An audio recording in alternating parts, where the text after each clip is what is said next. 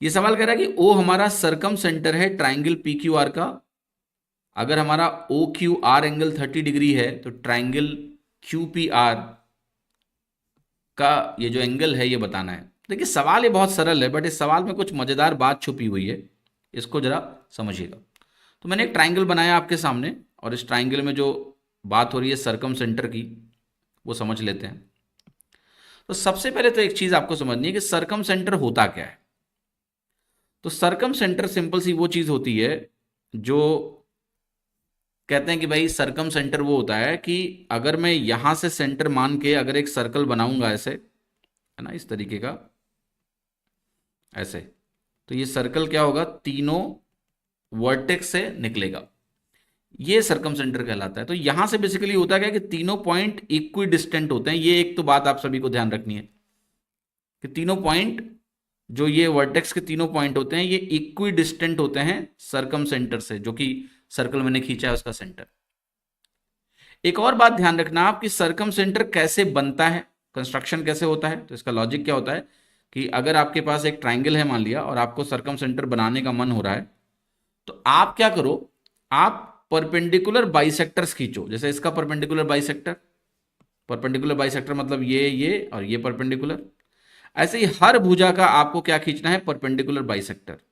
ठीक, तो इधर भी आप परपेंडिकुलर बाइसेक्टर खींचो ऐसे, फिर तीसरे का भी परपेंडिकुलर बाइसेक्टर। तो ये तीनों परपेंडिकुलर बाइसेक्टर्स जो होते हैं ना, वो एक ही जगह से पास होते हैं।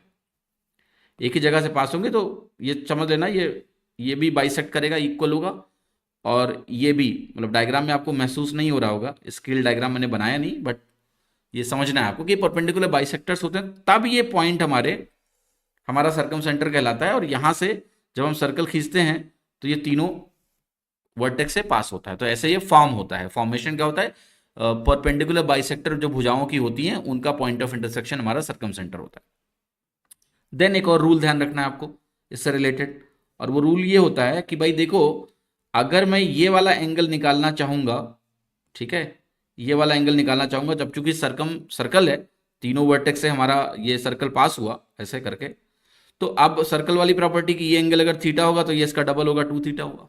ठीक है, इसमें कोई दो राय नहीं है। तो ये वैल्यू हमारी क्या होती है, 2 थीटा के बराबर हो जाती है अगर ये एंगल हमारा थीटा हो।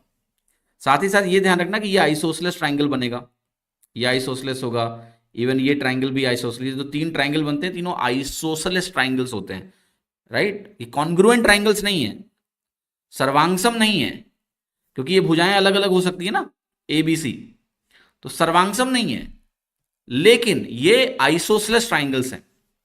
तो अगर ये थीटा है तो ये 2 थीटा बनेगा, ये हमारी जो वैल्यूज बनेंगी ये 180 माइनस 2 थीटा, और अगर आप इनको हाफ करोगे तो ये 90 माइनस थीटा, और ये वैल्यू भी आपकी बनेगी 90 माइनस थीटा आइसोसलेस होने से। तो ये कुछ बातें हैं जो आपको ध्यान होनी चाहिए। अब जैसे इस सवाल में क्या बोला, ये 30 डिग्री बोला है।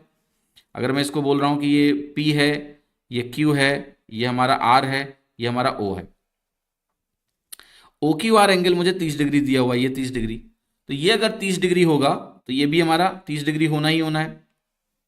ठीक है, और ये वैल्यू हमारी कितनी हो जाएगी जरा बताओगे आप कहोगे ये 120 डिग्री होगी, और ये 120 डिग्री होगी, तो हमारी ये वैल्यू कितनी हो जाएगी, ये वैल्यू हमारी 60 डिग्री हो जाएगी, 60 डिग्री। तो ये वाला जो एंगल है ना, क्यू पी आर, ये क्यू पी आर एंगल हमारा 60 डिग्री के बराबर होगा, जो कि आंसर हमारा होगा बी। ठीक है, B is the right answer. जो हमसे पूछ रहे हैं क्यू पी आर एंगल, वो हमने निकाल दिया। इसमें तो कुछ मुश्किलात हो ही नहीं सकती, आपको बड़ी सरलता से आ जाएगा। तो ये कुछ मैंने आपको सर्कम सर्कल सर्कम सेंटर का एक रिवीजन भी मैंने करा दिया है सवाल में। ठीक है।